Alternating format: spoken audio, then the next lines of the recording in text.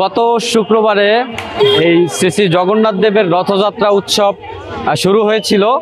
এই যে রথটি আপনারা দেখছেন, এটি গত শুক্রবারে ইস্কন মন্দির থেকে এই কোটালীপাড়ার এই শ্রী শ্রী গণেশ পাগলের মন্দিরে নিয়ে আসা হয়েছিল। অর্থাৎ কিনা জগন্নাথ দেব ওই দিনকার নিজ বাড়ি থেকে মাসির বাড়িতে এসেছিলেন।